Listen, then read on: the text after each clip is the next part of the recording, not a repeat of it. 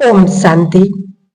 आज का विषय है कि कई लोग पूछते हैं कि मूली खाना चाहिए या नहीं खाना चाहिए। दूध के लिए आजकल जानवरों के ऊपर अत्याचार हो रहा, उन भाव वाला दूध क्या सही है? तो आइए आज जानते हम। रजनी दीदी जी से क्वेश्चन पूछा तो हम समझेंगे उत्तर। तो दीदी से कहा, दीदी ब्रह्मा भोजन की क्या विशेषता है? तो दीदी ने कहा, हमारा खाना भगवान को याद करके आसक्ति के बिना बनाया हुआ होना जरूरी है। यदि आसक्ति से बनाते हैं, कर्मेंद्रियों के स्वाद बस बनाते और खाते हैं, तो वह ब्रह्मा भोजन नहीं है। भोजन एक तत्व है 5 तत्वों में से। उस तत्व को हम बाबा के वाइब्रेशन से शुद्ध करने के लिए भोग लगाते हैं। अपने मन को शुद्ध करने के लिए हम ब्रह्मा भोजन, जो योगी के हाथ का बना हुआ होता है और भगवान को ऑफर किया होता है, वही खाते हैं। फिर दीदी जी से पूछा कि दीदी ब्रह्मा बाबा ने कभी भी दुग्ध उत्पादनों के लिए मना नहीं किया है। दूध के लिए आजकल जानवरों के ऊपर अत्याचार हो रहा, उन भाव वाला दूध क्या सही है? तो दीदी ने कहा, ब्रह्मा बाबा ने दूध, दही और पनीर भी उपयोग किया था। उस समय 5 तत्व तुलनात्मक दृष्टि से अच्छे थे, लेकिन अभी 5 तत्वों में भी प्रदूषण आ गया है। इसलिए जब रिसर्च करते हैं तब प्रदूषण ही दिखाते हैं। यदि हम ब्रह्मा बाबा के बताए हुए मार्ग पर चलते हैं तो बहुत योगयुक्त होकर के चीजों को विचारों से पवित्र बनाना पड़ेगा। कई लोग स्वास्थ्य के कारण भी इन्हें नहीं खाते। बाबा ने हम लोगों को मध्यम मार्ग बताया हुआ है। मिलिट्री वालों को परिस्थिति आती है तो बाबा ने कहा हुआ है, दृष्टि देकर के खा सकते। हम भी दृष्टि देकर खा सकते, यह भी एक आनंद है। बाबा कहता है, तुम मुझको भोग लगाओगे, एक जन्म सारा कल्प में तुमको खिलाता रहूंगा। भोग भगवान के नजदीक आने का साधन है। जब हम उसको याद करते हैं 3 मिनट 5 मिनट, उस समय बाबा कुछ डायरेक्शन भी दे देते हैं हमारे जीवन के लिए। क्या होने वाला है, क्या करना चाहिए, क्या सोचना है, तो बहुत प्रकार की उन्नति है।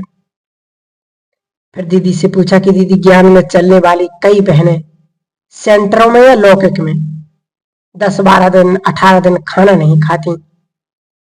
जब खुद नहीं खाएंगी तो बनाएंगी भी नहीं, और बनाएगी नहीं तो बाबा को खिलाएंगी भी नहीं। क्या यह सही है?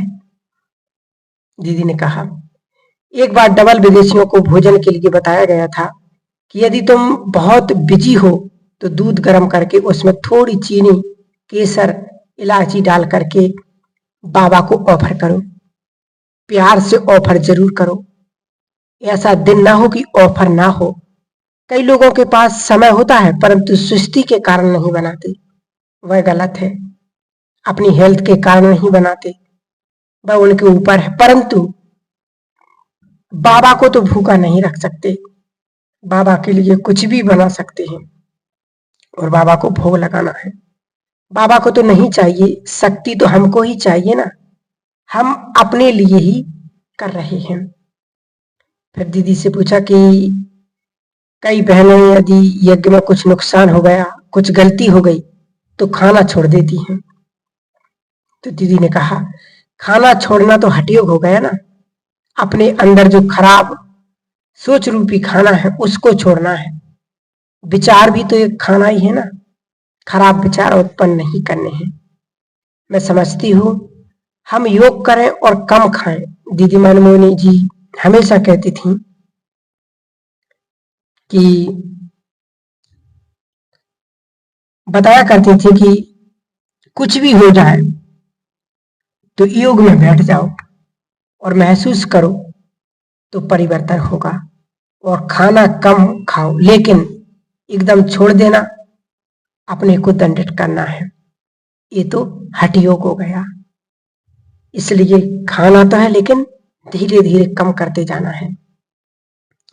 फिर एक बात और, सबसे मेन पॉइंट, दीदी से पूछा, दीदी आजकल हम सुनते हैं कि मूली भी नहीं खानी चाहिए, क्या सही है?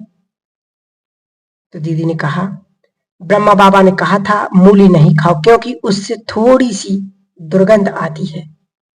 प्याज लहसुन हमारी कुछ ग्रंथियों को उत्तेजित करते हैं, इनसे हमको मेडिटेशन में रुकावट लगती है, इसलिए नहीं खाते हैं। फिर दीदी से पूछा, दीदी आप विदेश में गए, विदेश में आहार शुद्धि के बारे में कैसे विश्वास पैदा किया? तो उन्होंने कहा कि हम लोगों ने उनको समझाया जैसे अन्न वैसा मन। यदि आपको मन में अच्छे विचार पैदा करने हैं तो आसक्ति के बिना खाना है।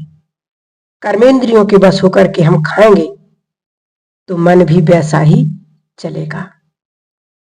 इसलिए जो लोग मीट मछली खाते हैं उन्होंने देखा है कि सात्विक भोजन खाने से उनका मन अच्छा सोचता है। अपने पर प्रयोग करके देखा तो उनको विश्वास हो गया। आजकल प्रकृति हर जगह अपना विकराल रूप दिखा रही है। ऐसे समय में ब्रह्मा भोजन के प्रति कैसा दृष्टिकोण रखें? तो दीदी ने कहा, अभी तो ऐसा समय आ चुका है कि कभी भी कुछ भी हो सकता है। मनुष्य कहते हैं खाना ना मिले तब भी इंसान चल सकता है, लेकिन पानी के बिना नहीं चल सकता। तो जितना हो सके हम अपने को इतना तैयार रखें, खाना नहीं मिलेगा तो भी गुस्सा ना आए, भावुक ना हो जाए, हम अपने को समझ सकें। लगभग तैयारी तो रखते ही है, फिर भी अपने को स्थिर तो बनाना है ना। कई बार लोगों को खाना नहीं मिलता तो लड़ते हैं, लूटमार करते हैं। हमारी वह आदत ना हो। यदि हम अपने को पहले से ही मन से तैयार कर लें तो स्वयं को फायदा होगा। इसलिए बाबा कहते हैं, बच्चे कम खाना खाओ, कम से भी तुम अपने शरीर को चला सकते हो। आसक्ति से नहीं खाओ। पानी भी दूषित होता जा रहा है, ड्रामा का दृश्य भी पार तो करना ही है ना। खाना नहीं मिल सकता इसलिए शरीर छोड़ दें? नहीं। यदि नहीं मिल रहा तो इतनी प्रैक्टिस करते रहें पॉजिटिव सोचने की, ताकि मन में शक्ति स्वतः आ जाए, उस समय दुख और भोगना में ना जाए। जितना हम दिल से अभ्यास करेंगे वही स्मृति अंत में काम आएगी। हमने तिरस्कार किया ब्रह्मा भोजन का, या हमने धिक्कार ब्रह्मा भोजन को, या प्रेम से नहीं खाया, तो उसका हिसाब तो जरूर बनेगा। हमारे वाइब्रेशन ये भोजन सामग्री भी तो लेती है ना। इसलिए हमको जो मिल रहा है वह हम प्यार से स्वीकार करें, क्योंकि जो हमें मिल रहा है शायद कईयों को नसीब में नहीं है। इसलिए उसका दिल से धन्यवाद करें और फिर बाबा का धन्यवाद करें कि आपने जो कुछ भी मेरे लिए दिया है, जितना भी दिया है, उसके लिए आपका बहुत बहुत धन्यवाद, बहुत बहुत शुक्रिया। तो जब हम ऐसे बाबा से दिल से रूई रेहान करेंगे, ब्रह्मा भोजन का महत्व रखेंगे, तो फिर देखना आपके जीवन में बहुत परिवर्तन आ जाएगा।